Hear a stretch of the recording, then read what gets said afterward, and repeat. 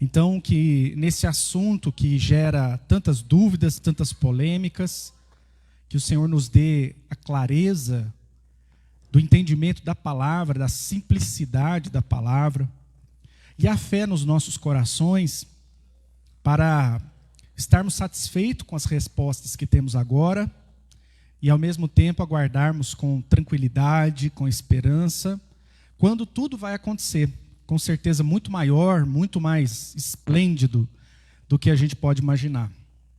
Santo Deus, nós estamos aqui também para ter comunhão uns com os outros, então abençoe esse nosso tempo aqui, que haja entre nós alegria, que haja entre nós amor singelo, que haja também, ó Deus, na vida das crianças, uma experiência agradável, uma experiência que as motive, ó Deus, a continuar na sua segunda infância, na sua adolescência, na juventude, na vida adulta, ó Deus, que elas desejem estar aqui, nesta casa, ouvindo a Tua palavra, ensinando a Tua palavra e sendo a geração que nos sucederá. Deus de amor, nós temos pedidos de oração do nosso grupo de oração, e eu clamo por todos os pedidos que ali foram feitos, ó Deus. Nós temos irmãos pedindo por saúde, irmãos, ó Deus, já agradecendo pelo Teu socorro, pessoas que compartilharam, ó Deus, das dores do luto, da perda de entes queridos. Que o Senhor entre com a Tua santa e poderosa providência na vida dos Teus filhos, em nome de Jesus. Abençoe a nossa igreja, ó Pai. Abençoe nós enquanto instituição, enquanto corpo em missão na terra. Dá-nos sabedoria. Livra-nos, ó Deus, de toda a ação do maligno. Nos mantenha nos Teus caminhos, ó Deus, em santidade, em retidão, em compromisso verdadeiro, ó Deus, com Tua palavra.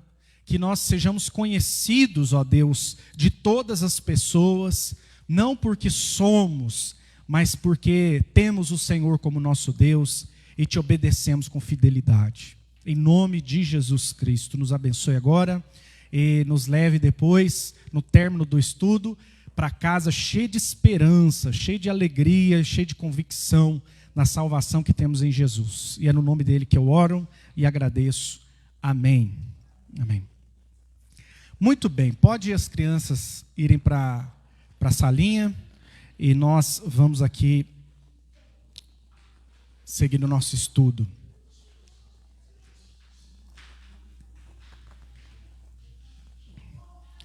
Irmãos, irmãs, nós temos aqui a definição de teologia. Eu não vou me ater a ela, porque na semana que vem eu retomo aí e faço um momento de recapitulação.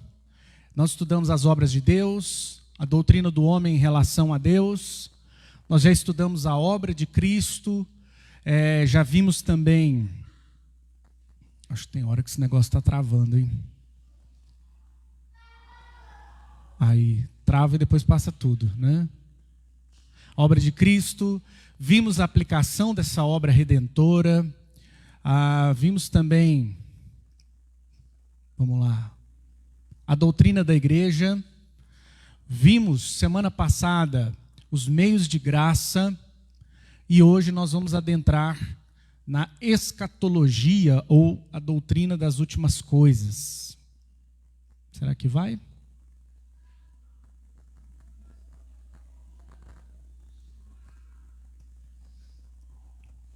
Acho que está meio difícil, né? Deixa eu abrir e fechar ali de novo, porque senão acho que a gente vai ter problema. Passou, né? Não, mas é o computador mesmo que está travando. Não é o controle.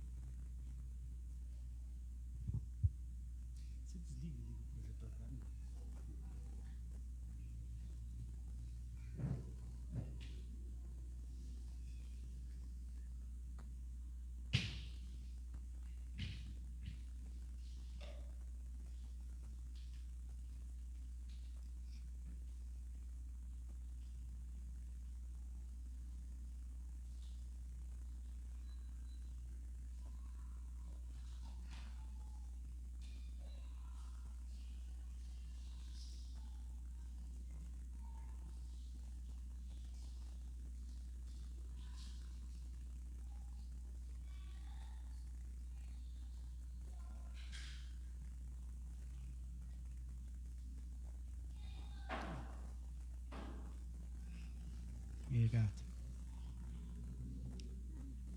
Para nós? Para nós isso aí?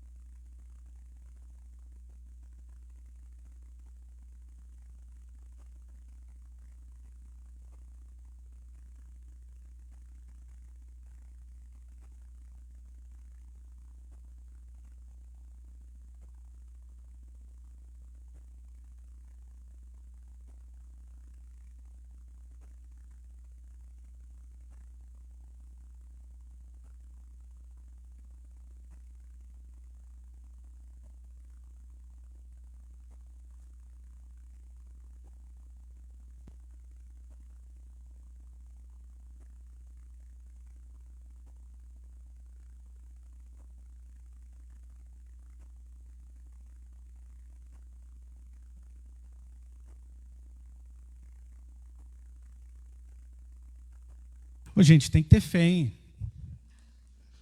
Sem fé a gente não vence. Aí, não está funcionando. Tá com dificuldade na conexão entre o data show, o computador e o data show. Porque o sinal é via Wi-Fi. Então eu não sei por que cargas da água. Tá passando aí, não tá?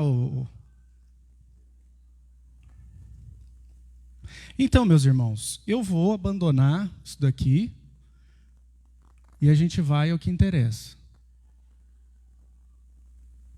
Os meios de graça, falamos na semana passada, e a doutrina das últimas coisas. Vamos lá. Hoje, nós vamos conversar sobre escatologia.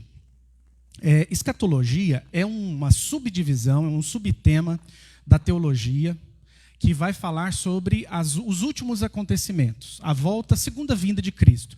E aí há umas duas divisões sobre a escatologia individual, porque como é a doutrina das últimas coisas, então, que diz respeito ao indivíduo, as últimas coisas para o indivíduo, e a escatologia geral, que são as últimas coisas no cosmo, no mundo criado, na história, como nós a conhecemos. Então, na teologia, a gente tem, por exemplo, a cristologia, que é uma subdivisão da teologia que vai estudar sobre Cristo. A gente tem a eclesiologia, que nós estudamos há pouco, que diz respeito da igreja. Pneumatologia, que diz respeito ao Espírito Santo. E outras mais subdivisões. E aqui nós temos essa última, que na teologia sistemática do Louis Berkhoff, que foi o livro-texto que nós adotamos para dar esses estudos, é o último capítulo. Eu disse a vocês que esta seria a última quarta-feira, mas não vai ser. Porque, então, ao invés de 11 encontros, nós teremos 12. Nossa, parece até profético isso, né? Os 12 apóstolos, 12 estudos. Nada a ver, né? Mas, porque sobre escatologia, primeiro a gente tem essa escatologia individual, que por si só já vai nos dar muita coisa para olhar. Né? Eu lembro que, num dos estudos passados, veio a pergunta, né, o que acontece, qual é o nosso estado pós-morte até a volta de Cristo. Então a escatologia individual, ela se propõe, né, ela se dispõe a trazer respostas bíblicas para essa situação. Então, eu acho que só aqui a gente já vai ter o pano para a manga. E na próxima quarta-feira a gente estuda então sobre escatologia geral, que é a volta de Cristo, os eventos, né, que compõem a volta de Cristo. E se você esteve no estudo de Apocalipse, do livro, né, que nós estudamos expositivamente o livro de Apocalipse, nós já fizemos um pouco disso. Então a gente vai, mais uma vez, expor, né, os eventos, os acontecimentos que antecipam, né, que são anteriores à segunda vinda de Cristo, os acontecimentos da volta em si e o pós, né, pós segunda vinda de Cristo, que é o reino eterno do Senhor Jesus. Mas vamos lá então hoje para a escatologia individual. Vamos ver aqui o que a gente tem para conversar. Primeiro aspecto da escatologia individual diz respeito à morte física. Já que nós estamos falando das últimas coisas com relação ao indivíduo, qual que é a última experiência nossa de existência? Aqui, no mundo como nós o conhecemos agora, a última experiência é a morte.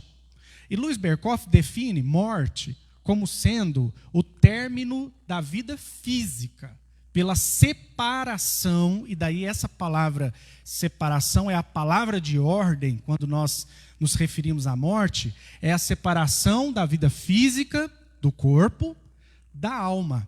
Ou seja, quando o corpo físico é separado da alma, ou fôlego de vida, ou espírito, né?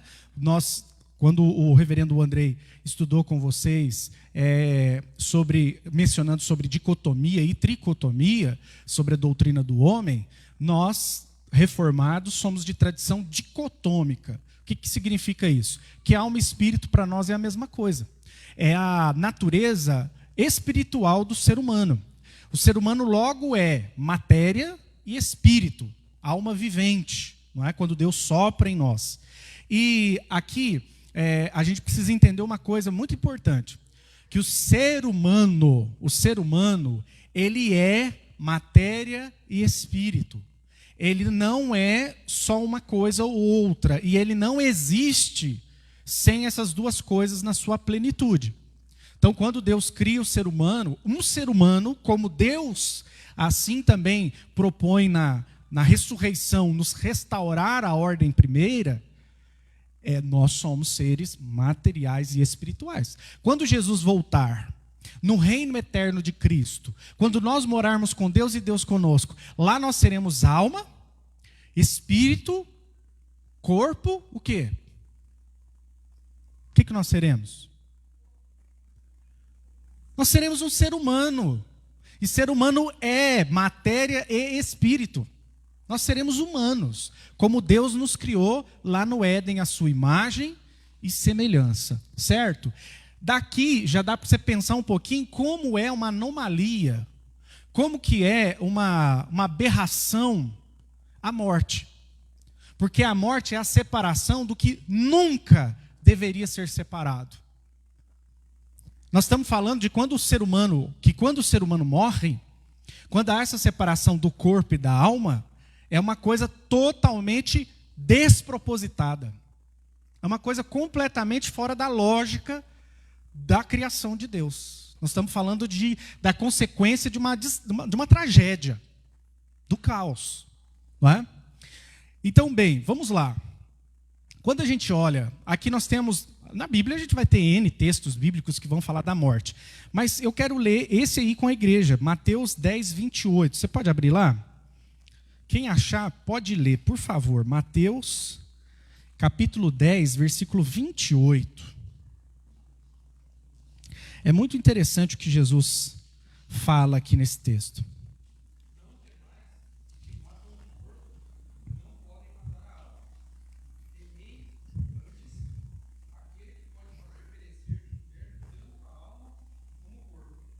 Muito bem. Aqui Jesus está falando com os discípulos sobre a missão que eles vão desempenhar no mundo e está encorajando eles a não ter medo das pessoas que podem matá-los fisicamente, mas não podem matá-los espiritualmente. E é um versículo que tem muito conteúdo aqui para a gente pensar. Olha só o que ele está falando. Ó. Não temais os que matam o corpo. Aqui, de primeira, Cristo já está falando que o corpo é mortal, certo?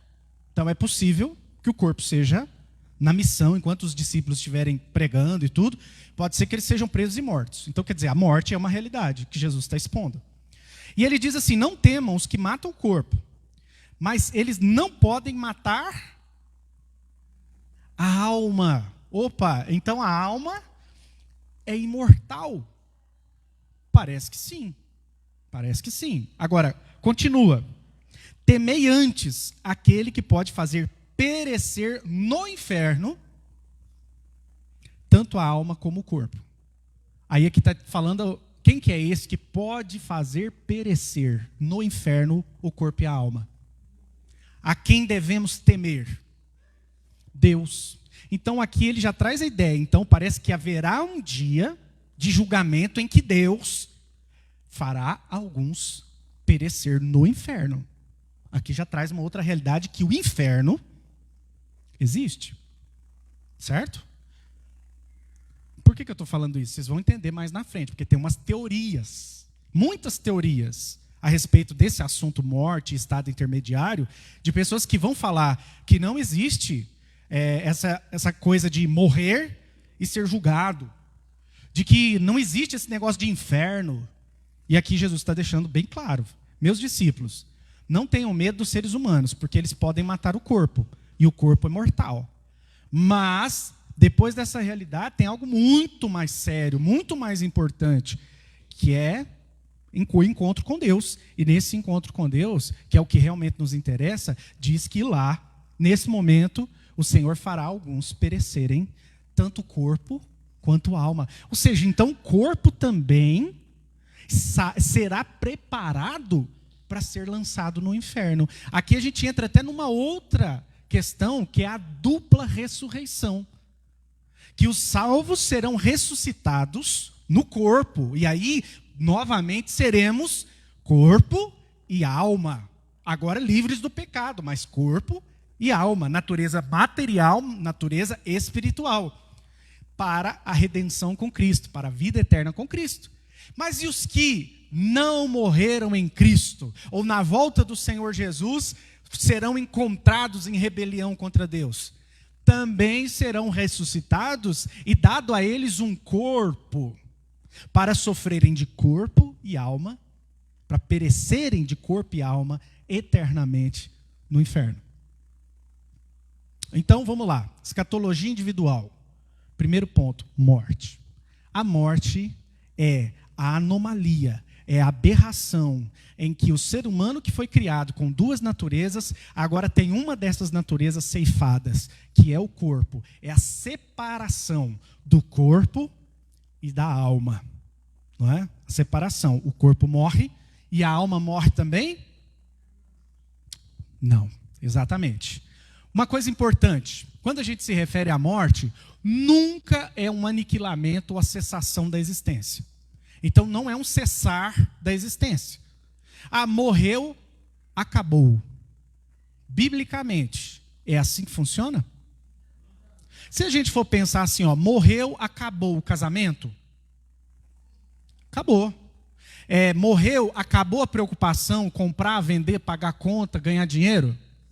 Sim, Eclesiastes, inclusive, vai dizer para nós lá o livro, que no dia que o homem morre, cessa todos os seus desígnios. Tudo, todas as preocupações.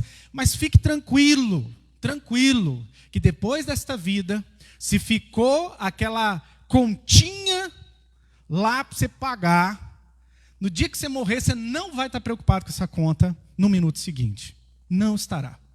Naquele dia, cessarão todos os trabalhos, todos os desígnios desta vida. Então não existe, para de chorar, porque você está chorando demais, e o seu parente lá está tendo trabalho para chegar onde ele precisa chegar, por causa das suas lágrimas, você já está molhando ele com as suas lágrimas, está pesado para ele voar para chegar no céu. Queridos, eles não estão olhando para cá. Cessou tudo. Há um abismo posto, inclusive a gente vai ler daqui a pouco esse texto, que há um abismo posto entre lá e cá, e ponto, e Zé fini. Uma outra coisa é que a morte é a interrupção das relações naturais da vida. É o que eu disse para vocês, por isso que é uma anomalia. As relações naturais é que o ser humano seja esse ser material e espiritual, e há um cessar disso, há uma interrupção abrupta disso. Há essa anomalia, que é essa interrupção das relações naturais da vida. E qual é a relação, e a gente tem uma consciência clara disso já, né, porque a gente já estudou tantas vezes sobre o Evangelho, já estudamos tantas vezes. Se eu começar aqui, vocês vão terminar. O salário do pecado é? Então, quer dizer, vocês já estão muito conscientes de que há uma relação entre o pecado e a morte. E que relação é essa? É que a morte é algo introduzido no projeto de Deus pela desobediência de quem? E nós vamos ler esses 3 textos aqui. Eu vou pedir para um irmão abrir em Gênesis 2:17, outro Gênesis 3:19 e outro Romanos 5:12, e a gente vai ler nessa ordem. Vamos lá? Gênesis 2:17, depois Gênesis 3:19 e depois Romanos 5:12.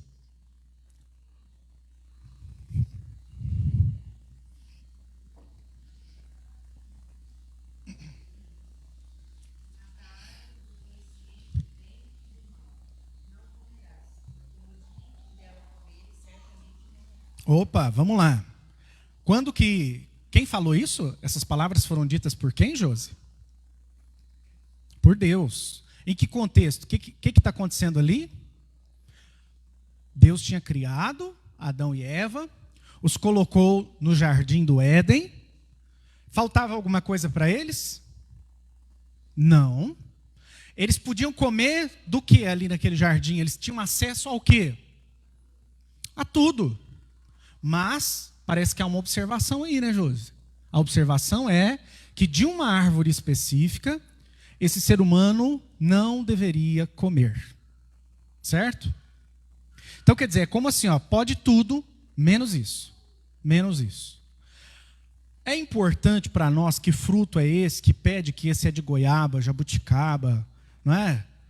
Não, é o ato, é a questão seguinte, olha, vocês estão aqui vivendo sob os meus cuidados, debaixo do meu governo, vocês estão aqui sendo muito bem cuidados por mim, mas há uma porta de saída. Há uma porta de saída. Se vocês não quiserem isso mais, se vocês não estiverem mais satisfeitos com isso, há uma porta de saída, que aí é comer um fruto. E aí o capítulo 3, versículo 19, vamos lá? O que diz aí?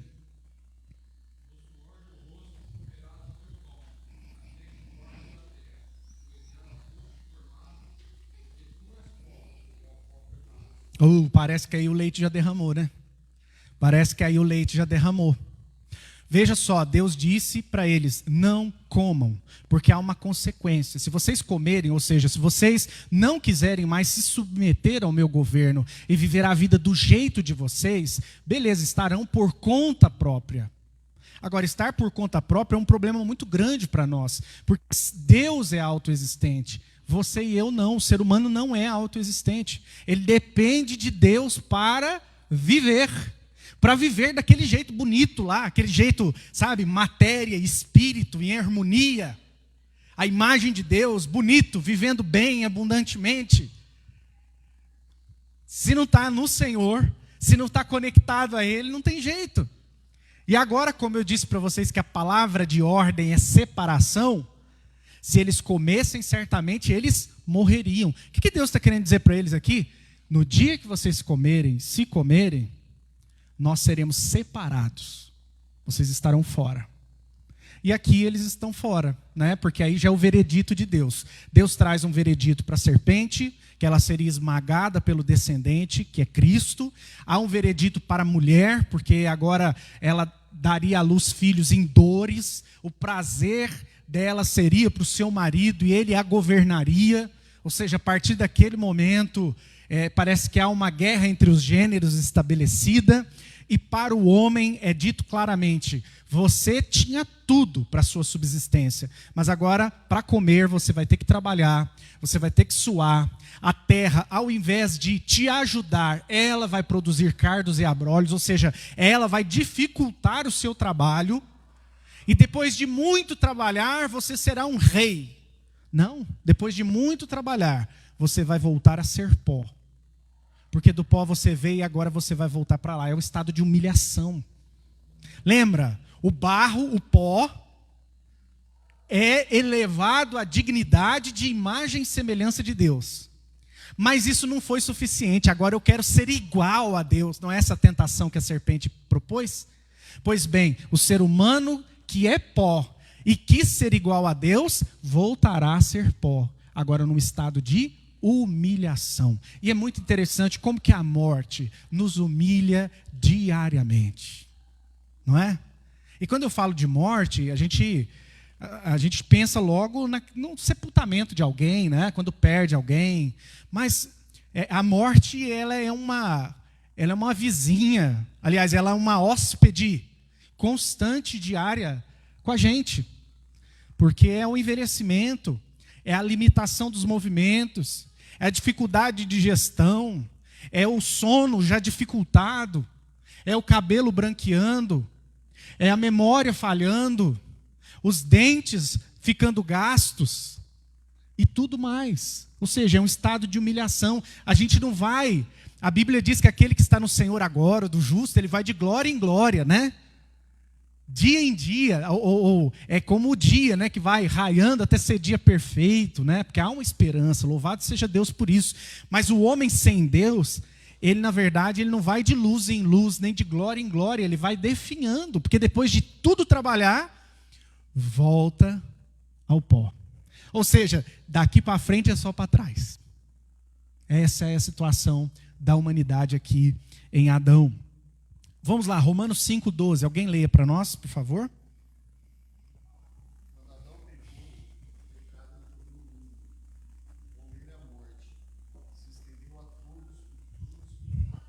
Gente, olha aqui, que objetivo, né? Que direto. Quando Adão pecou, o que entrou na existência? A morte. Que passou para quem? Para todos. Por isso todos estão sujeitos a esse estado de humilhação.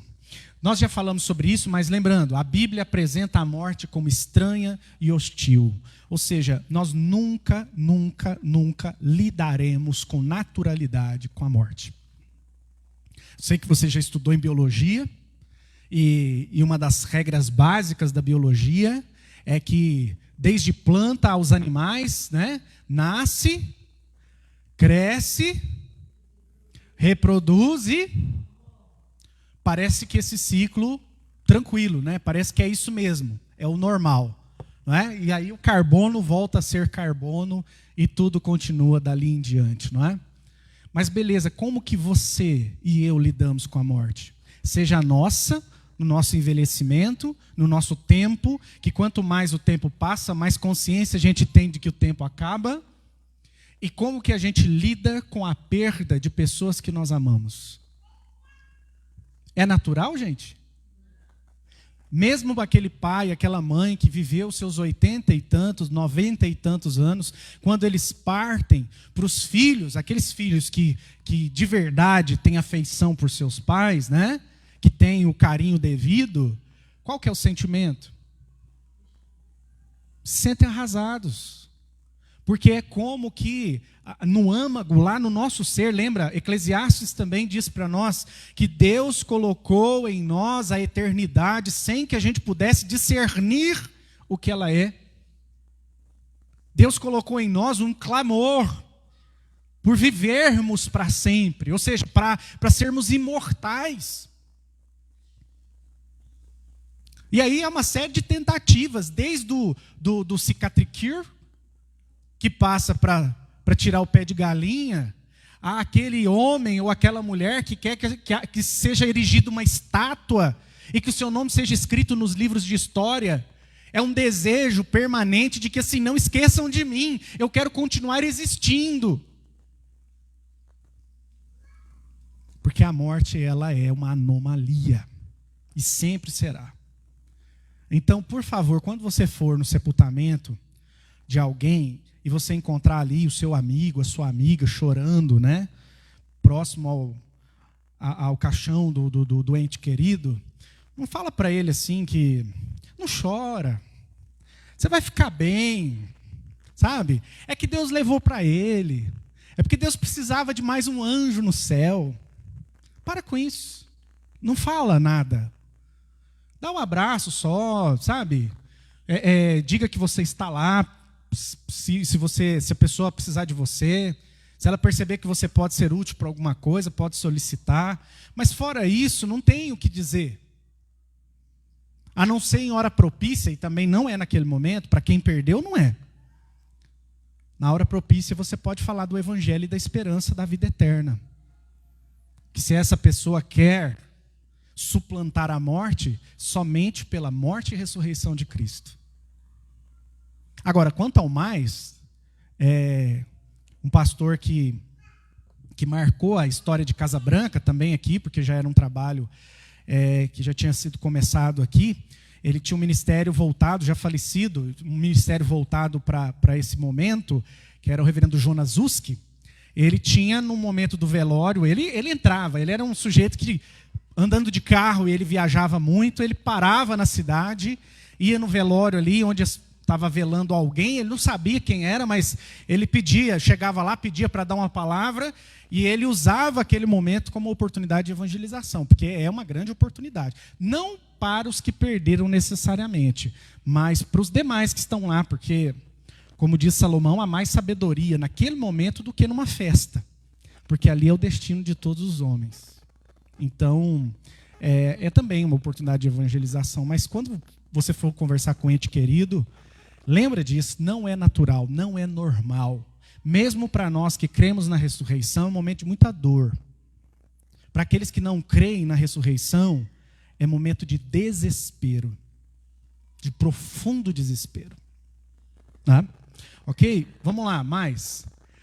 A morte física, dada a sua origem, né, é uma expressão da ira, do julgamento, da condenação e da maldição do Criador ao ser humano transgressor. Porque a morte é a resposta de Deus. Deus disse, não coma, porque se você comer, vai morrer. E Deus, como verdadeiro que é, justo que é, e que não toma o culpado por inocente, a morte entra na existência como expressão clara da ira de Deus contra o pecado, do julgamento de Deus que condena o pecado, da maldição. Do mesmo Deus que abençoa, aqui é o Deus que amaldiçoa a humanidade por causa da sua transgressão. Então a morte é uma expressão da ira, da condenação justa de Deus para o ser humano.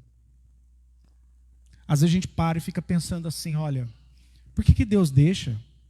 Por que Deus deixou lá meu parente ficar doente? Por que Deus deixa a gente perder pessoas? Por que Deus deixa acontecer acidentes? Por que Deus deixa não sei o que lá? Irmãos, a verdade é que a morte, ela adentra a nossa existência, não é porque Deus a colocou. Nós a trouxemos como consequência do nosso ato. E hoje ela é uma expressão da justa retribuição pela nossa culpa. Nós temos que nos colocar no nosso devido lugar. Não somos vítima da inação de Deus, não. Porque mais ou menos se Deus existisse, por que acontece isso e aquilo? Se Deus existisse, queridos, porque a morte existe, é um fato verdadeiro de que Deus existe. Porque o Deus justo e verdadeiro permite que as suas criaturas recebam a justa retribuição pelos seus maus atos. Se alguém tem que lamentar e culpar diante da doença, do envelhecimento e da morte, somos nós. Nós devemos nos responsabilizar. Por que foi virar as costas para o Senhor? Por que em Adão nós resolvemos anular a palavra de Deus e colocar a nossa vontade? Por quê? E aí a gente continua fazendo isso todo dia, sempre que desobedece a palavra. Você vê que a morte é o justo pagamento pelo nosso pecado. Agora, Deus é tão gracioso, gente, Deus é tão bom, que pela sua graça Ele não permite que a gente seja responsabilizados com a morte em todos os seus efeitos imediatos.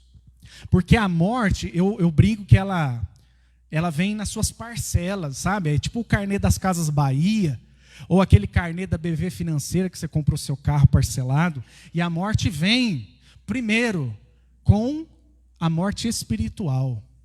Adão e Eva imediatamente morrem espiritualmente da sua relação boa e perfeita com Deus.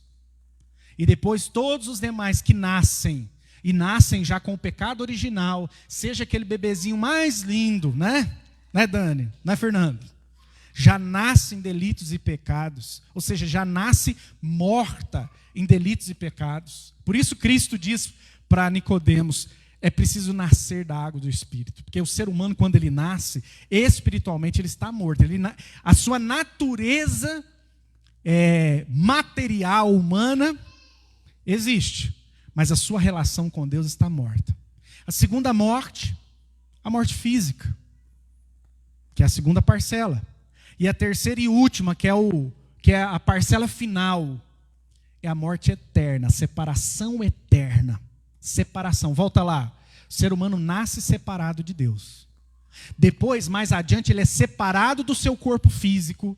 E depois, mais adiante, ele é separado eternamente da graça de Deus. E é dado sobre ele somente a ira e a justa retribuição de Deus.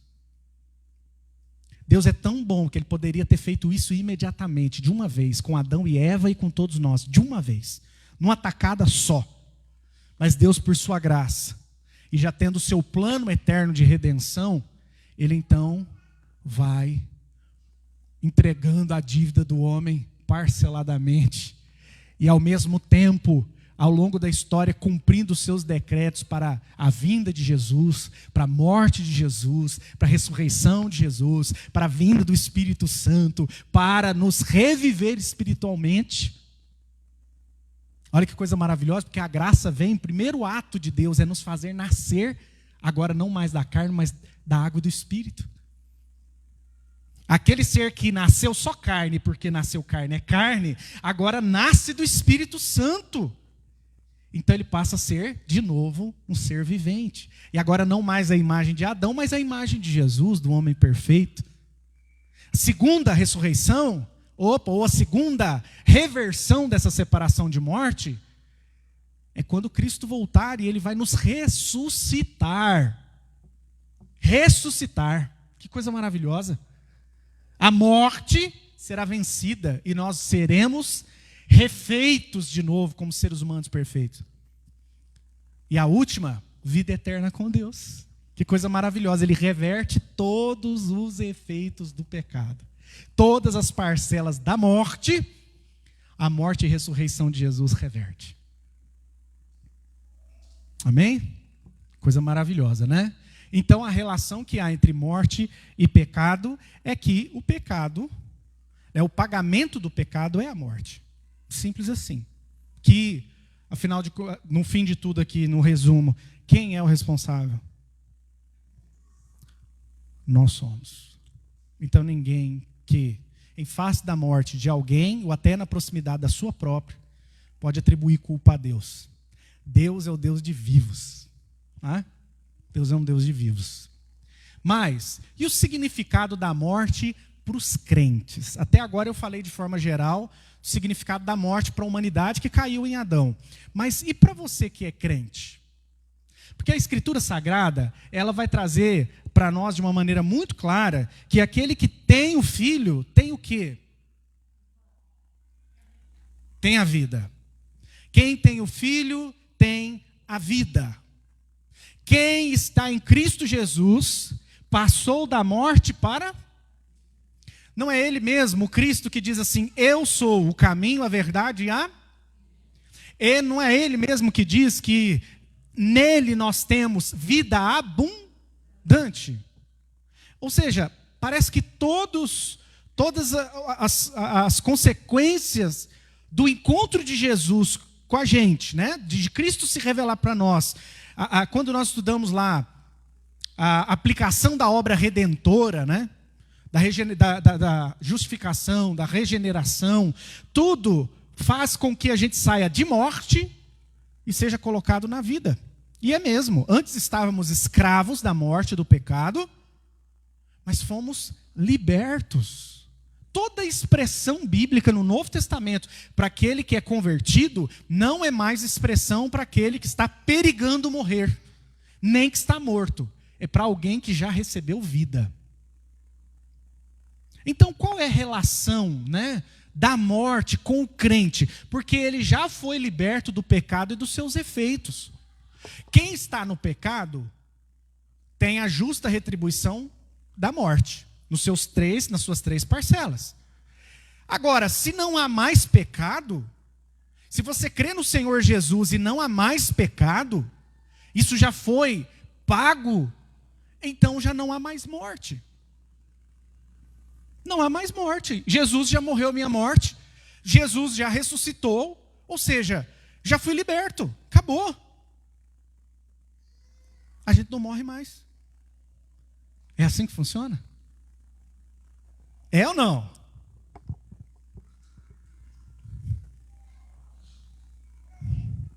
Sim, não. Ou melhor, já. É assim. Mas ainda não completamente. É o famoso já e ainda não. Já temos vida espiritual? Já nascemos para um relacionamento com Deus? Já.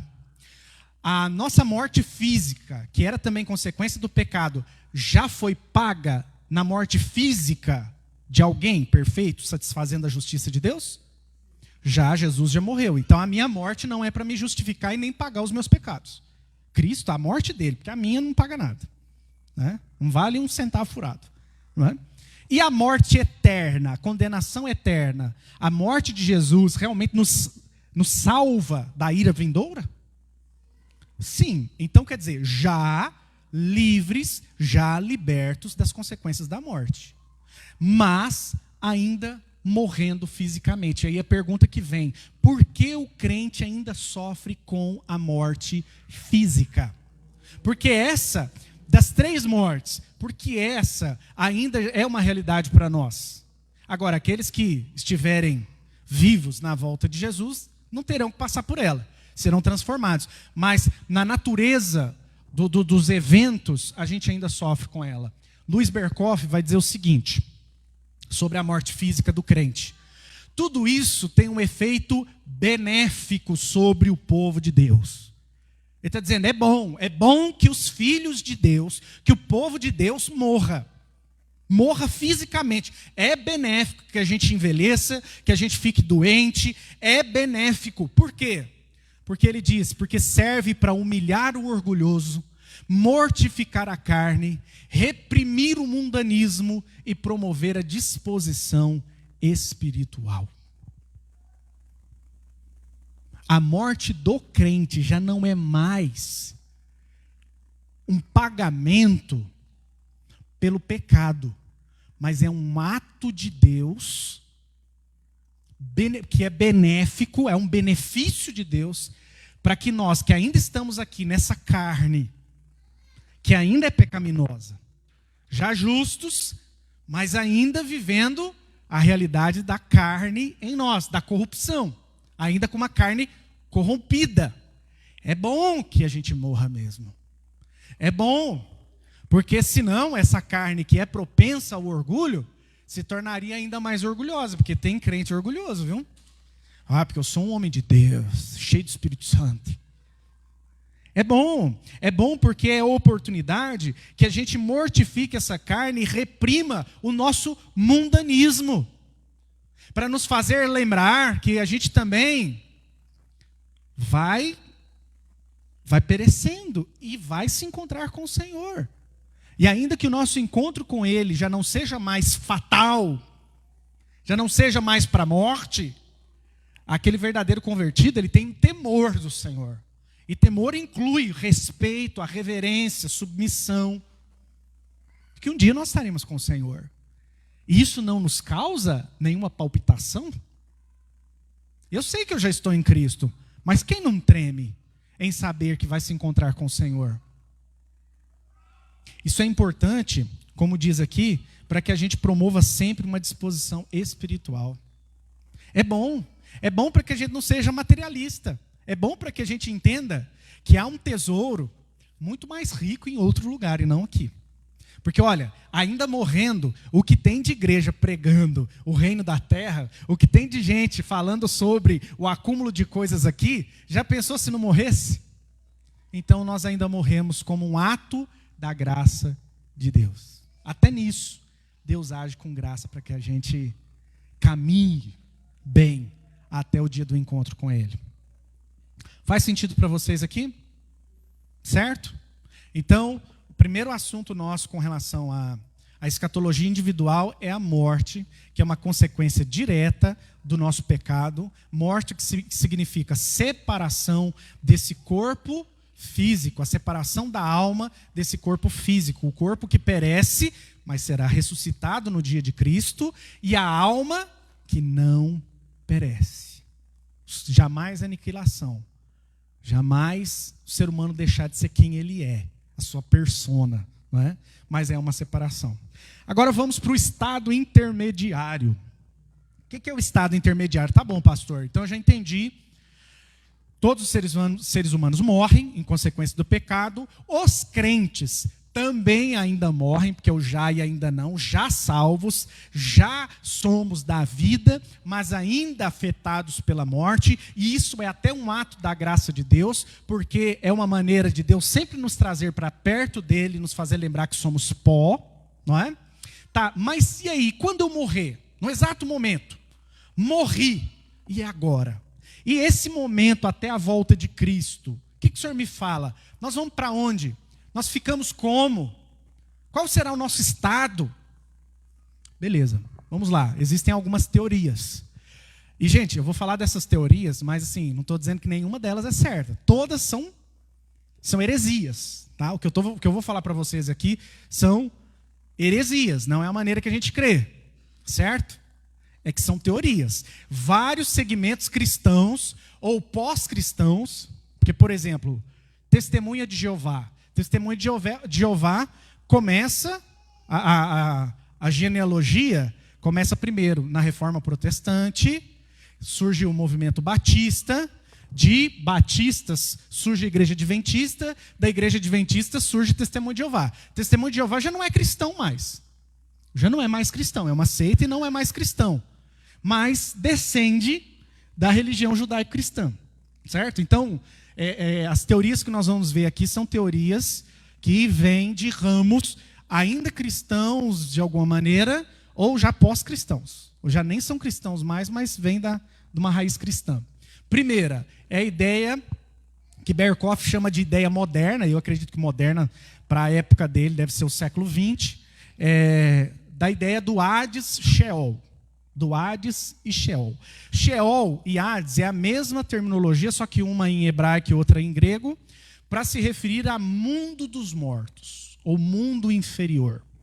O que é essa teoria? Ela diz que quando o ser humano morre, seja justo, seja ímpio, não há diferenciação aqui, Ambos vão para o mesmo lugar que é chamado de mundo dos mortos. Ali eles não estão nem plenamente conscientes, nem apagados. Eles estão como que sonhando, é quase que um estado de sonho, mas que predominantemente é um ambiente de tristeza, porque é mundo dos mortos. É como se fosse uma punição coletiva pelo pecado. Independente de ser um cristão, independente de ser crente, ele está nesse lugar chamado mundo dos mortos. Não é céu, não é presença de Deus, é um lugar chamado mundo dos mortos, onde eles aguardam a volta de Jesus, em que serão convocados para a ressurreição ou da vida ou ressurreição da condenação eterna. Então, essa é a primeira teoria. Segunda teoria, purgatório, limbus patrium, limbus infantum. Por falar purgatório, você já imagina de qual grupo religioso que defende essa teoria, né? Qual? A Igreja Católica, exatamente. Ela tem a ideia de que, primeiro, o purgatório. A ideia de que aqueles que são santos, aqueles que foram cristãos virtuosos, eles já vão diretamente para o céu. Eles já recebem essa beatificação. Eles já estão com Deus. Mas a maioria dos cristãos, a maioria dos fiéis, vão para o purgatório, a grande maioria. Porque assim, só uma classe especial, que foi uma pessoa assim, muito dada à realidade da igreja, caridosa, virtuosa, ela já vai para o céu. Mas a maioria vai para o purgatório. Que é um lugar, como o próprio termo já diz, que é um lugar de sofrimento temporário. E que cada um que vai para lá, vai num determinado estado que depende de como é que ele viveu aqui. Ele pode não ter sido uma pessoa virtuosa, mas ele não foi tão ruim assim, então ele vai ficar menos tempo. E se tiverem pessoas aqui fora, fazendo preces por eles, fazendo boas obras em nome deles, e rezando missas para eles, eles aceleram aquele processo de purgatório e sobem mais rapidamente para o céu. E na ideia daqueles que ainda estiverem no purgatório, quando Jesus voltar, serão ressuscitados e no fim, um pouco parecido com o que a gente acredita. Certo? Então a ideia do purgatório é um lugar que a pessoa ainda vai para pagar os chamados pecados veniais. Que seriam pecados do cotidiano, pecados menos graves, né? Pecados do dia a dia, de uma vida meio torta. Um cristão que vivia na igreja, que viveu a realidade dos sacramentos, porém viveu uma vida meio torta. Então ele vai pagar por esses pecados no purgatório, ele vai se purgar ali. O limbus patrium seria o lugar onde estariam os salvos do Antigo Testamento. A ideia de que quando Jesus morreu, ele desceu ao Hades, pregou aos mortos, ou seja, aqueles do Antigo Testamento, e esses a quem Jesus pregou no Hades, eles foram colocados no limbus patrium, aguardando a segunda vinda de Jesus. E o limbus infantus é o lugar onde as crianças que não foram batizadas, ou seja, que não receberam o sacramento do batismo, foram colocadas e ali elas permanecerão por toda a eternidade. Elas vão viver ali, não é um lugar de tormento como um lugar infernal, mas elas vão viver ali uma alegria natural. Eu não sei nem o que seria essa definição de alegria natural, mas é o que eles dizem, uma alegria natural, e elas viverão ali eternamente, porque foram crianças que morreram sem ser batizadas pela igreja. Então, eles têm essa ideia do estado intermediário, que no caso do limbus infantus não é um estado intermediário, para eles é um estado permanente. Tá? Ok? Outra ideia, sono da alma. Sono da alma causou muita divisão na ideia da igreja desde os primeiros séculos, na Idade Média, no período da Reforma também. Existiram reformadores que creram no sono da alma, porque a palavra sono, ela aparece, o dormir, adormecer, aparece muitas vezes na Escritura. Né? E aí é preciso que a gente faça um estudo individualizado de texto por texto para a gente definir ali claramente o que quer dizer sono. Mas na grande maioria das vezes é uma descrição do ponto de vista dos vivos para com relação àquele que morreu. Não quer dizer que quando a gente vai lá no velório e a pessoa descansou, dormiu. Não quer dizer que ela esteja dormindo mesmo. Quer dizer que o corpo repousou. Acabou, fechou os olhos, foi sepultado e dali não levanta e nem mexe e ali está decompondo os restos mortais daquela pessoa. Então, quando a Escritura ela vai trazer, de maneira geral, vai trazer a ideia de que adormeceu. E aí tem um texto muito interessante que aparece algo que já denota a atividade pós-morte, né, o que está aguardando por ele, mas usa a palavra adormeceu é na morte de Estevão. Quando Estevão, que foi aquele diácono, foi o primeiro mártir, ele foi morto, foi apedrejado com consentimento de Saulo de Tarso. Diz o texto que ele ora por aqueles que estão apedrejando, pedindo a Deus que não leve em conta o pecado deles, ou seja, uma atitude semelhante à de Jesus, né? E diz que ele vê Cristo e o Pai no céu, ali como que o aguardando para o receber, e ele adormece. Tá, ele dormiu mesmo? Ou a ideia é o seguinte, ele morreu. E a ideia é assim, ele dormiu, adormeceu, ou seja, era para ser uma morte horrorosa, mas parece que até uma beleza, numa morte por apedrejamento, porque aquele que está no Senhor, mesmo morrendo apedrejado, adormece em paz, na paz do Senhor, porque ele logo vai ser recebido pelo Senhor ali. Há outros textos bíblicos também interessantes, por exemplo, como é aquele texto da transfiguração, que Moisés e Elias aparecem para Jesus ali no Monte da Transfiguração, para ele e para outros discípulos. Elias a gente sabe que não morreu, ele foi trasladado, mas Moisés a gente sabe que morreu, porque a Escritura registra esse fato. Não diz onde ele foi sepultado, né? Porque tem aquela questão lá do corpo de Moisés, que Judas depois vai dizer que houve até uma disputa, né, angelical ali pelo corpo de Moisés, mas a Bíblia diz que ele morreu. E ele vai lá conversar com Jesus. E a ideia de Deus é o Deus de vivos e não de mortos, ou seja, eles não estão num estado de inconsciência. Geralmente as pessoas que atestam ou que alegam o sono da alma é porque eles têm um pouco de dificuldade de conceber a ideia de uma consciência sem cérebro. Que faz sentido. Sentido faz. Porque o ser humano foi criado com cérebro. Ele não foi criado para não ter cérebro. Ele foi criado com corpo. Então, o funcionamento pleno do ser humano, como ele deve ser, imagem e semelhança de Deus, é com corpo. Não é para funcionar sem corpo, né? Mas também não significa que o ser humano não tenha um estado de consciência, porque ninguém consegue mensurar isso. Até mesmo quando se fala a ideia de mente. O que é a mente humana? O que é? O que é a mente humana? A mente é o cérebro? Será? Porque o cérebro é um órgão. Será que quando o órgão chamado cérebro falece, a mente, que é a psique, que é a persona do ser humano, também deixa de existir, porque os sentimentos são só hormônios? Será que é isso mesmo? Não tem quem defina isso. Há ramos que vai dizer que não existe mente. O que existe é o cérebro e hormônios e produtos químicos do cérebro. E é isso. Mas se você for analisar, ninguém consegue atestar isso de fato, porque isso não é mensurável. Não é mensurável. Então o ser humano pode muito bem estar acordado, e biblicamente isso faz muito mais sentido, né? Outra coisa, e aqui é típico dos testemunhos de Jeová e também dos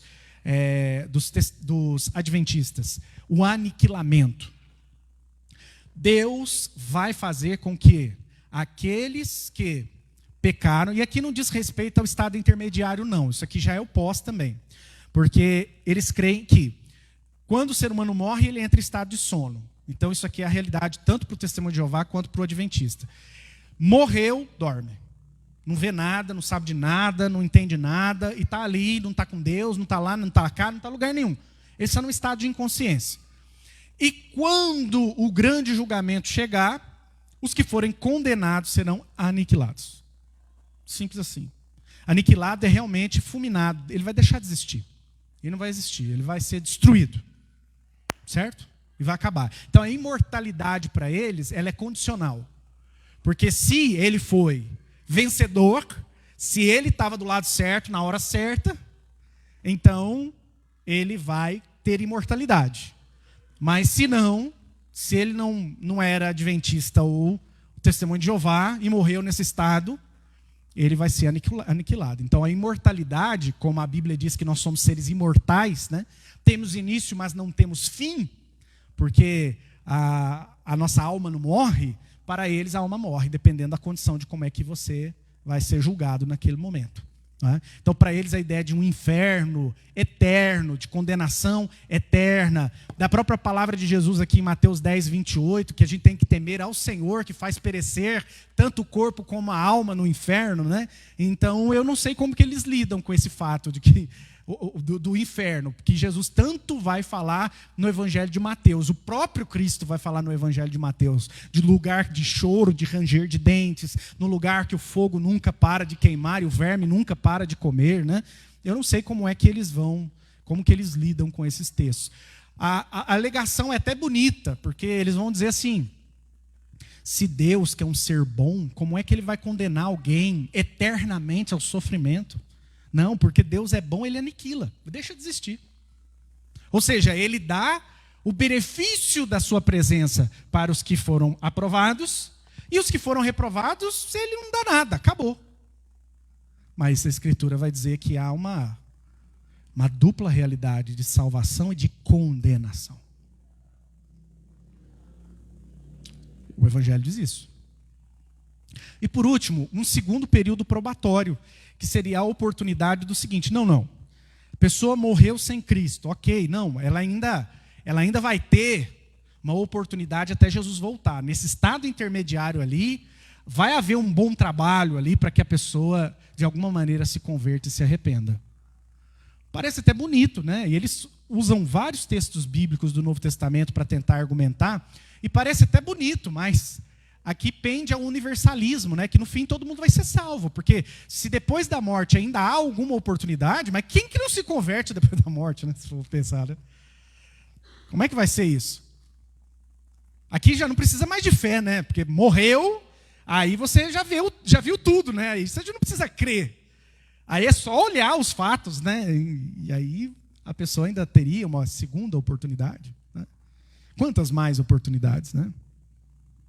Mas aí, para a nossa reflexão, diante dessas teorias do Hades, do sono, do purgatório, do aniquilamento, do segundo período probatório, eu queria ler um texto só, que Jesus está conversando com os religiosos, está debatendo com eles, para variar, né, com os fariseus, e Jesus precisa propor para eles uma parábola, e o objetivo dessa parábola é deixar muito claro, que o momento expira, de que o tempo acaba, e que depois que esse tempo acabar, há algo depois e que é definitivo. Vamos lá, Lucas 16, abre lá. Lucas 16, 19 a 31.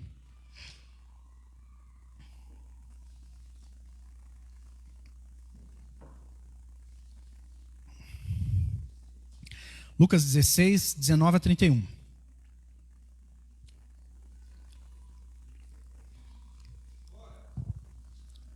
Eu vou lendo aqui, pode deixar, obrigado. Que aí a gente vai lendo e vai parando, né? A famosa parábola do rico e do mendigo. Diz assim: ora, havia certo homem rico que se vestia de púrpura e de linho finíssimo, e que todos os dias se regalava esplendidamente.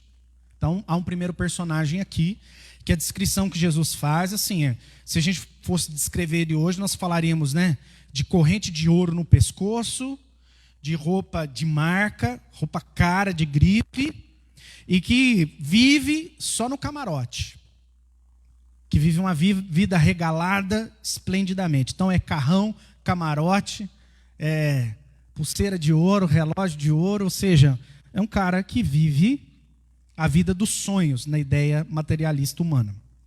Havia também certo mendigo, chamado Lázaro, coberto de chagas, e que jazia à porta daquele. E desejava alimentar-se das migalhas que caíam da mesa do rico, e até os cães vinham lamber-lhe as úlceras. Aqui nós estamos, é um contraste, Jesus está deixando claro aqui o contraste. Se um vestia de roupa fina, se ele vivia o melhor desta vida, se ele realizava todos os seus desejos na porta dele, mas assim, junto com ele, havia um mendigo que a pele dele era cheia de ferida, que ficava ali numa expectativa de comer uma migalha que caísse, ou seja, qualquer coisa que sobrasse da mesa daquele homem rico, e que os cães vinham lamber-lhe as úlceras. Ou seja, aqui é a ideia mesmo de, olha o ponto da miséria, o cão. Os cães vinham lamber as suas feridas, né? A ideia do cão mesmo de impureza, de indignidade, de maldição. Porque a grande questão aqui é realmente a maldição que cabia àquele homem na visão dos fariseus. Os fariseus, eles tinham muito essa ideia de que tudo era uma justa retribuição. Se você fica doente é porque você pecou. Lembra a pergunta dos discípulos para Jesus? Esse homem é cego porque o pai pecou ou ele pecou? Quem? Ou seja, a pergunta já transmite a lógica que estava na cabeça deles. Se está doente, tem culpa. É porque Deus está pesando a mão. A mesma lógica dos amigos de Jó. Jó, confessa logo, cara. Você está nessa situação porque você tem culpa no cartório. E aqui o problema que Jesus está reprovando os fariseus é justamente a avareza deles, a maneira que eles distorcem a lei a favor deles, como privilegiados de Deus, entre aspas. E aqui fica claro como que esse homem rico era o abençoado. Rapaz, esse cara aqui, ele é o de Deus, porque ele é próspero. Ele é próspero, então ele é de Deus, não tem erro. Quem é o abençoado? Quem é o aprovado por Deus aqui nessa história? E o mendigo, está claro que ele merece o pior mesmo. E está debaixo da condenação, da plena má vontade de Deus. E aí o versículo 22 traz a revelação da coisa. Aconteceu morrer o mendigo e ser levado pelos anjos para o seio de Abraão. Olha só. Está dizendo que, quando morreu o mendigo, ele foi levado pelos anjos, ou seja, ele não aparece lá sozinho, ele é escoltado. Ele é levado pelos anjos de Deus para o seio de Abraão. O seio de Abraão era a terminologia para o céu. Talvez você e eu usaríamos. Vieram os anjos e o levaram para o céu. Então a ideia de que lá no céu você tem o pai Abraão recebendo todos os seus filhos no seu seio, né? Na sua casa. E aconteceu também, vai dizer aqui, morreu também o rico e foi sepultado. Olha que diferença. Só isso. Olha, para o pobre, para o mendigo, vieram os anjos, o levaram para o seio de Abraão. O rico morreu e foi sepultado. Ou seja, a ideia do Hades, do Sheol, o mundo dos mortos mesmo. A ideia de sepultamento. Ou seja, ele realmente foi para aquele lugar que a teoria diz que é um lugar da tristeza, né? Porque o texto agora vai deixar claro, 23. No inferno, estando em tormentos, então veja, aqui nós temos o inferno imediato pós-morte. Você tem o pobre, imediato prazer, seio de Abraão, recebido em casa, por aqueles que realmente fazem parte da família dele. E agora esse rico, no inferno, estando em tormentos, ou seja, situação terrível. Levantou os olhos, e aqui assim, parece que a coisa fica sempre muito pior, e as redes sociais mostram isso para nós hoje. Se você estiver sofrendo, e entra na rede social e vê que aquele seu conhecido está vivendo um momento maravilhoso, parece que o seu sofrimento fica maior ainda, porque enquanto você está ali, naquela privação, não é? Naquela falta de tudo, O sujeito está gastando, viajando, aproveitando, e você fala, nossa, minha vida é ruim mesmo. Parece que há um prisma ali, parece que há uma tela, sabe, de LED ali, sabe, um painel de LED reproduzindo o que está acontecendo no céu, para mostrar como é que o tormento do inferno é realmente ruim. Porque vai dizer assim, ó, no inferno, estando em tormentos, levantou os olhos e viu ao longe a Abraão e Lázaro no seu seio.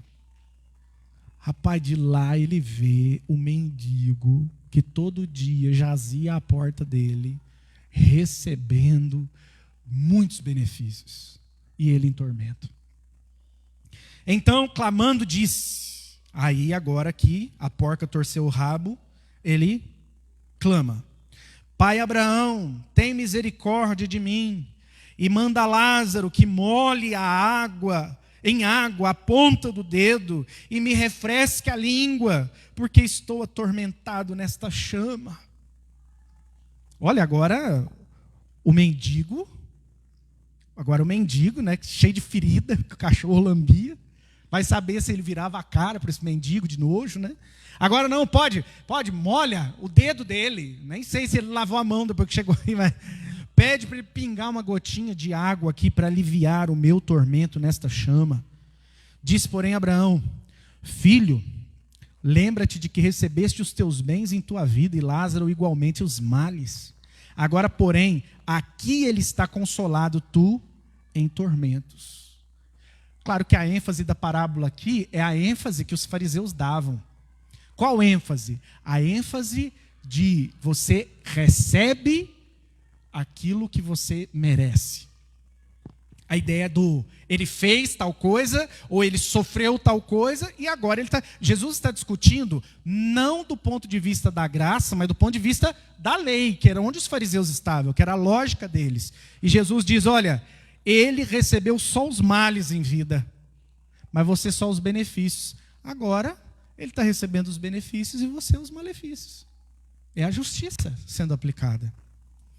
E além de tudo, está posto um grande abismo entre nós e vós, de sorte que os que querem passar daqui para vós outros não podem, nem os de lá passar para nós.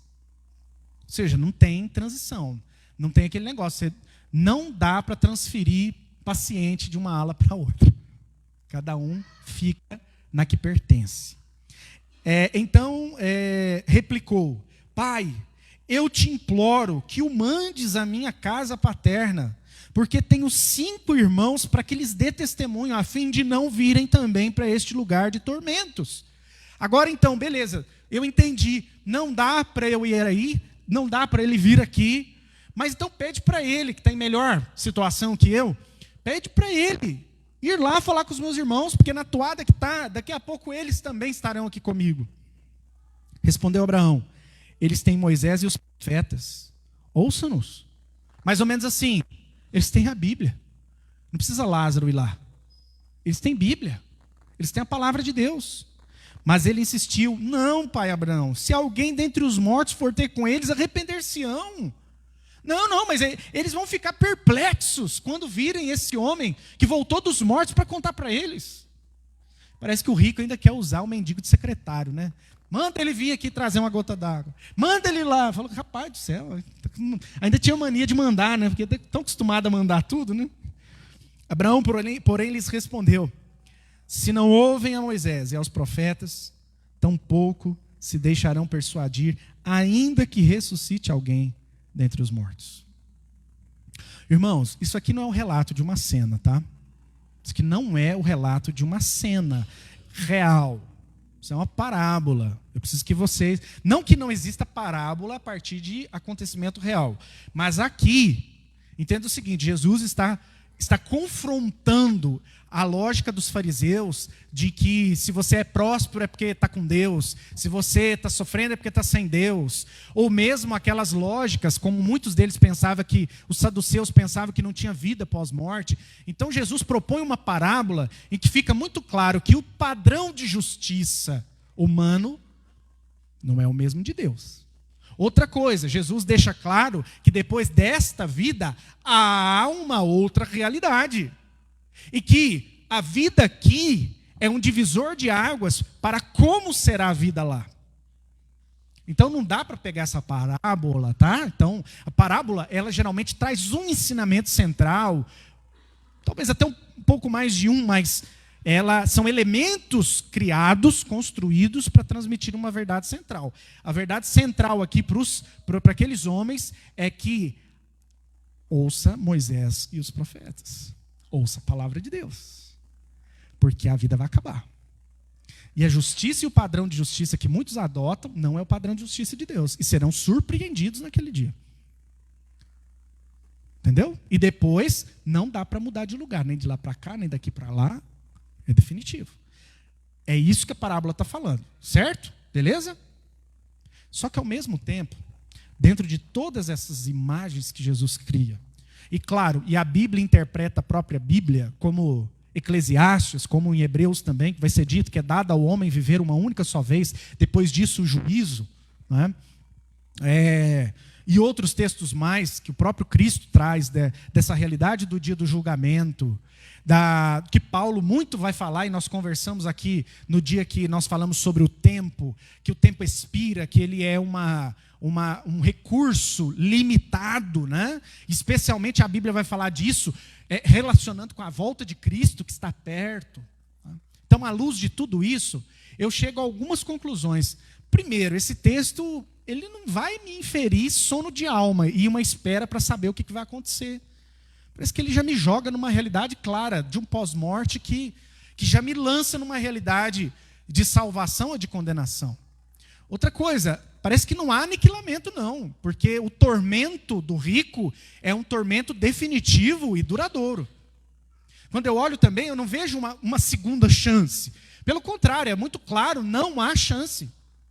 É determinante. Quando eu olho para esse texto, não me há reencarnação.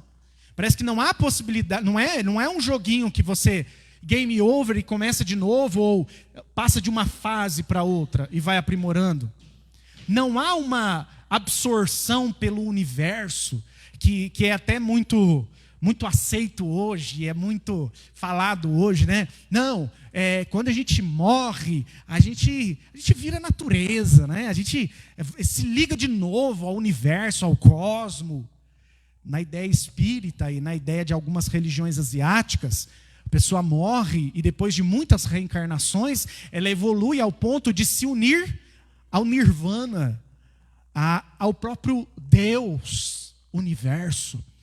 Então ela deixa de ser uma pessoa. Eu, Anderson, na minha última encarnação, eu deixo de ser Anderson e eu simplesmente sou absorvido pelo universo. Eu sou absorvido por Deus, pela divindade, pelo ser supremo, pela fonte da luz. Aqui para mim fica claro que já é feita a separação dos salvos e condenados até o dia do grande julgamento, cujas sentenças não serão decididas ali, elas só serão ratificadas. Ou seja, morre agora, morreu em Cristo, já está com o Senhor. Claro que não é o lugar permanente, é o lugar temporário. E de lá nós vamos voltar com Cristo, porque a nossa existência não é de uma alma que clama debaixo do trono do Pai, como a alma dos mártires que clama a Deus para que faça justiça por eles. Não almas somente, não. Almas que já gozam da presença de Deus, da alegria de estar com Deus, mas que aguardam com muita expectativa voltarem para os seus corpos transformados. E aqueles que já morrem sem Cristo, já sofrem os tormentos de estar ausente da graça, mas na presença da justiça de Deus. Porque ali, na realidade infernal, pensando no Deus que está em todos os lugares, Deus também estará no inferno. Quem reinará no inferno é Deus, não é o diabo. O diabo é o primeiro punido lá ele é réu, ali é condenado, ali ele está sofrendo a pena, ali ele é prisioneiro. Ele não é líder, ele não é carcereiro, que vai ficar atormentando as almas. Como às vezes eu vejo, até em testemunho de igreja evangélica, porque eu estive no estado de semi-morte, e aí enquanto eu estava lá, a minha alma foi não sei para onde, e aí eu ouvi uma voz que tinha um espírito que me agarrava, que não sei o que lá, e dizendo, ele é meu, ele é meu. Porque ele estava querendo me levar para o inferno, lá onde ele manda e ele tormenta as almas. Não, queridos, o inferno é o lugar onde Satanás é atormentado. Nem ele quer estar lá. É um lugar para a condenação eterna de Satanás e os seus demônios. E nesse estado intermediário, o ser humano já sofre isso, que será ratificado naquele dia final, quando será lançado no grande abismo. E ali haverá muito tormento por toda eternidade. E ali estará Deus. Deus estará governando lá, presente lá. Mas como, pastor? Lá estará a plena e absoluta aplicação da justiça de Deus.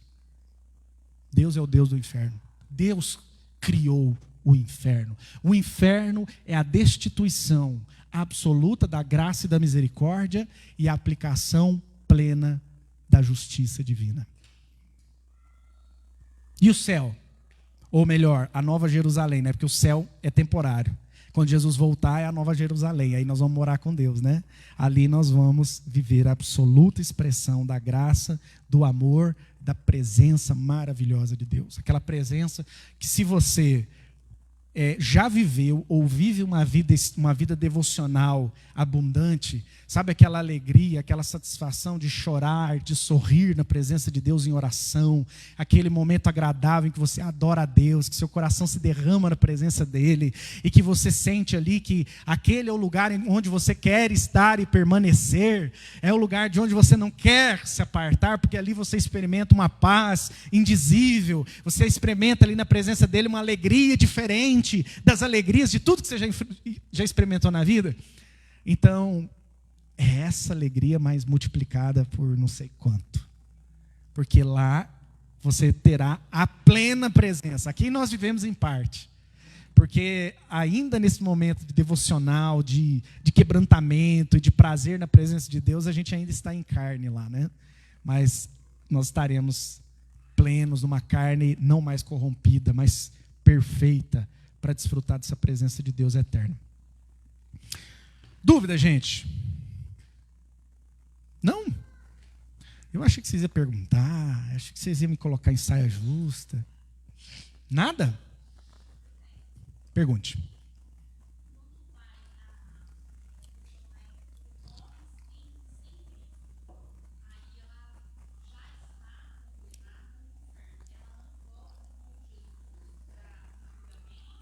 Todos estarão no julgamento. Todos. Ali é a ratificação, né? Na verdade, quando a gente estudou lá o Apocalipse, fica muito claro que aquele ato de julgamento, ele seria quase que uma cerimônia é uma cerimônia ratificando tudo. É um marco divisor. Não é que ali será decidido. Ali vai ser lida a sentença, que já está julgado.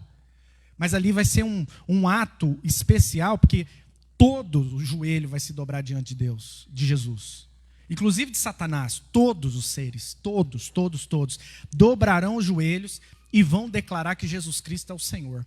Todos, todo joelho se dobrará e toda língua confessará. Inclusive os que não se renderam a Jesus nesta vida. Só que ali não é uma rendição de conversão. É uma rendição assim, olha, sabe o exército inimigo, quando ele é vencido na guerra, e eles precisam ser despojados, humilhados, diante do rei vencedor, ali é o grande ato de humilhação de todos os rebeldes contra o Senhor. Então todos ali, os que se fizeram isso na vida com alegria, o farão com alegria maior ainda naquele dia, e os que tiverem se negado a fazer isso, farão, amargando a boca, mas farão. Então é um ato claro ali, para a divisão das ovelhas e dos bodes.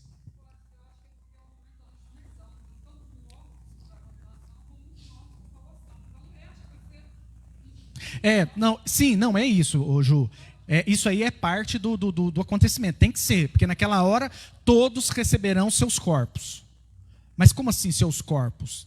Os salvos, corpo sem pecado para a glória eterna, melhor do que de Adão e Eva, e os condenados, um corpo onde eles não morrem mais, para eles sofrerem eternamente.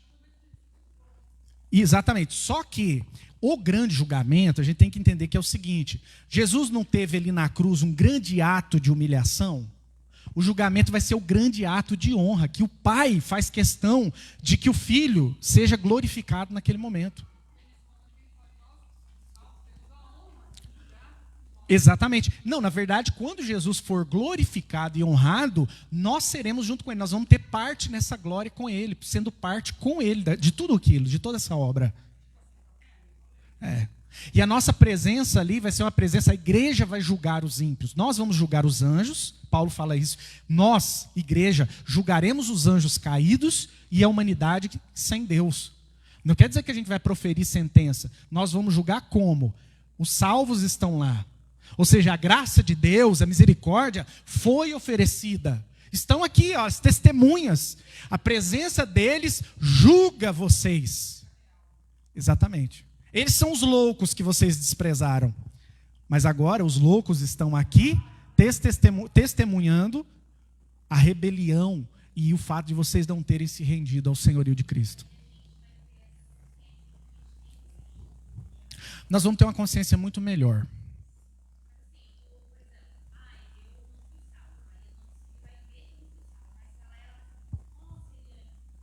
Eu acho que sim, porque até naquela parábola ali, quando o rico olha para o seio de Abraão, ele fala: Lázaro está lá. Ou seja, é uma consciência. Eles vão ver, eles vão saber, porque o Senhor vai prepará-los, eles vão ter uma habilidade especial. Nós vamos receber uma habilidade especial para um desfrute eterno e eles para um sofrimento eterno. Claro, a gente vai... Não é. Esses medos que a gente tem hoje, saudade, solidão, depressão, ansiedade, são sentimentos do mundo, do ser humano caído, do ser humano que já está debaixo da morte, imperfeito. Não é a realidade da humanidade perfeita. Deus vai dividir, Deus vai partilhar a divindade dele com a gente. É uma outra realidade. Nós vamos ser um com ele, né?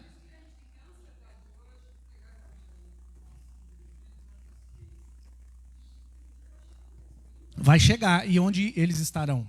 Né? De que lado eles estarão? A Ângela primeiro, né, Ângela? Você me chamou? Diga, Monique.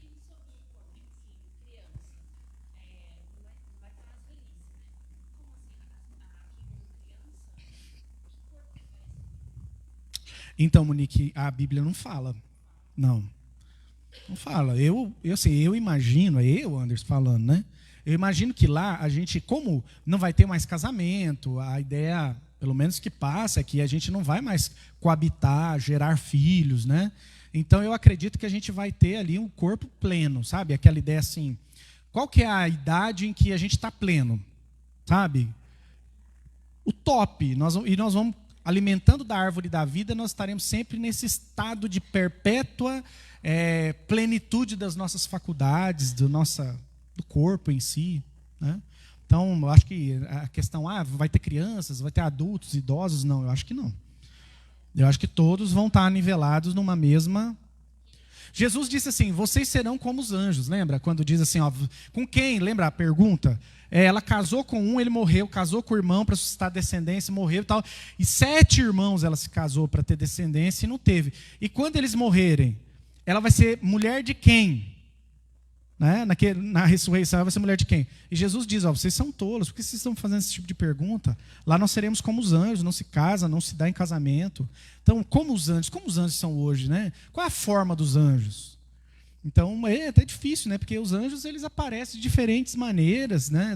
Na cultura, mas digamos assim, esse espectro humano pleno, jovem, mas também não criança, e acredito que esse será o estado, né, nesse corpo transformado. Mas, não sei, né? Isso aí é o que eu imagino, né? Mas não tem informação. Ângela.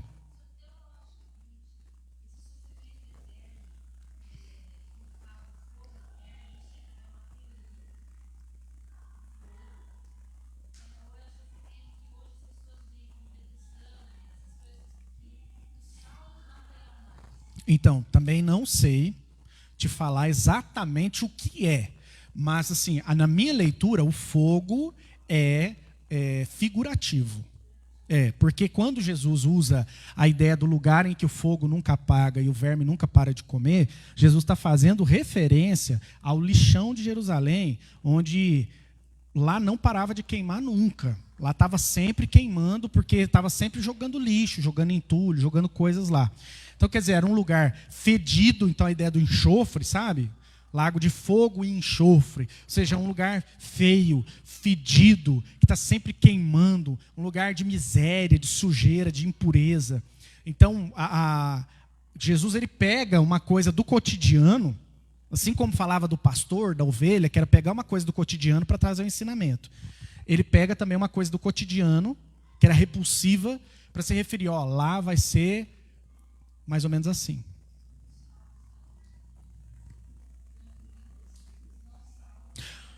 Não, os salvos estarão com uma mente, com um corpo, com uma nova existência, vendo Deus, olhando para Deus, conversando com Deus. Os salvos, eles vão estar numa realidade existencial nunca imaginada por nenhum de nós. Essas limitações de tempo, espaço, sabe? Não vai existir nada para ele, porque na presença de Deus, ele vai compartilhar da realidade da vida de Deus, do divino. Então ele vai, é uma coisa assim, que a gente não consegue conceber, é uma outra existência. E enquanto nós estivermos vivendo a plenitude do propósito criador de Deus, para ser um com Ele, a imagem plena com Ele, os que rejeitaram Deus vão viver o absoluto da distância de Deus, que é pior do que nós agora.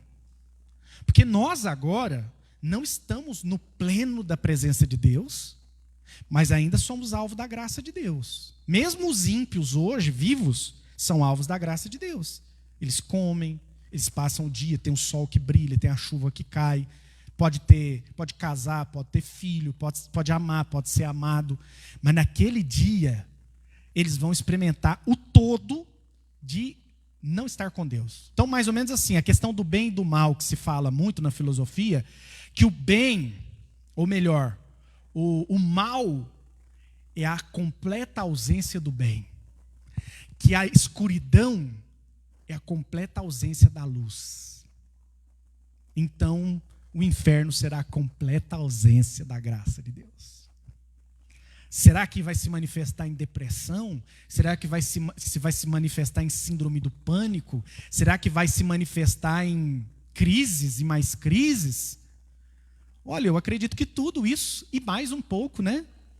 Então, vamos pensar a dor de alguém que sofre com câncer terminal, da angústia de alguém que está no auge da crise da síndrome do pânico, somado com o auge da saudade da solidão, e trazendo ali a memória de como era bom enquanto estava vivo, mas agora não tem mais, e não há mais perspectiva.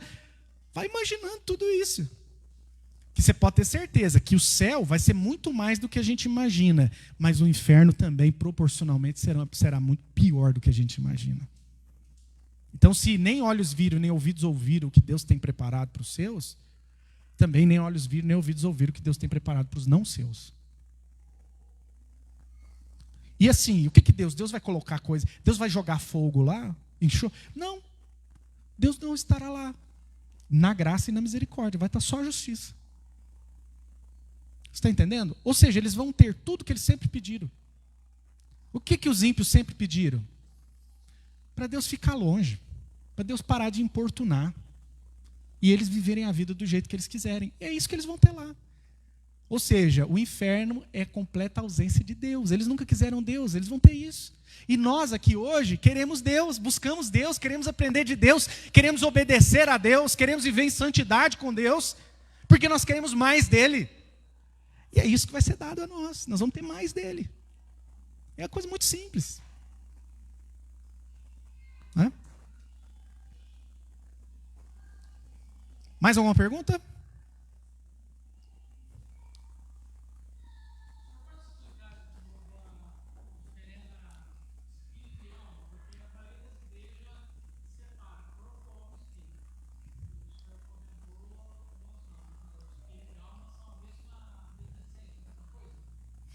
A tradição reformada ela é dicotômica, né? Porque a gente vai ter muitos versículos bíblicos em que haverá, do que adianta o homem ganhar o mundo inteiro e perder a sua alma? Quando fala-se que o ser humano é tripartido, que ele é corpo, alma e espírito, é a ideia da matéria, corpo, alma seria psique, inclusive a palavra alma no Novo Testamento é psique, e espírito. Então, quando diz assim, ganhar o mundo inteiro e perder a sua alma, será que diz respeito mesmo à psique, que é a mente, ou diz respeito à nossa matéria espiritual, ou melhor, à nossa natureza espiritual? Perder a alma parece que é a natureza espiritual. Então, se eu colocasse, do que adianta o homem ganhar o mundo inteiro e perder o seu espírito, seria a mesma coisa, não é? Não faz sentido? Então, há muitos textos em que você pode tirar a palavra alma e colocar espírito, que você está falando a mesma coisa. Então, daí a ideia de que você tem, muitas vezes, essas duas palavras para se referir a exatamente a mesmíssima coisa, que alma e espírito é a natureza não material do ser humano. Então, o ser humano ele é corpo e alma, ou corpo e espírito. Você vai ter muitos textos afirmando isso. Trazendo essa ideia de que alma e espírito ali são sinônimos. Agora, há textos que vão argumentar fora disso. Lá em Tessalonicenses, por exemplo, a gente estava até lendo aquele dia na sua casa, né? Sobre esses dois assuntos aí. Você vai ter textos que parece que está sendo argumentado assim. Naquele texto de Hebreus que muitas pessoas usam, né? Que a palavra de Deus ela é apta para dividir juntas medulas, até o ponto de separar alma e espírito, né? Como se fossem duas coisas quase indivisíveis, mas que a palavra vem para dividir. Mas ali são hipérboles, né? Ali você está falando que é capaz de dividir o indivisível. Ou seja, ela é capaz de penetrar naquele lugar. O que ela está dizendo, aquele texto não é para afirmar. O assunto não é a alma e espírito, o assunto é a palavra. Como que ela é poderosa para adentrar em lugares assim, que de outra maneira não adentraria. Então não dá para usar textos que vão argumentar que, tá vendo aqui, é alma, corpo e espírito. Mas tem textos a favor e tem textos contra. Então nós adotamos, e que de verdade assim, não tem a menor importância. Mas assim, nós adotamos que alma e espírito são sinônimos. Diga, minha irmã.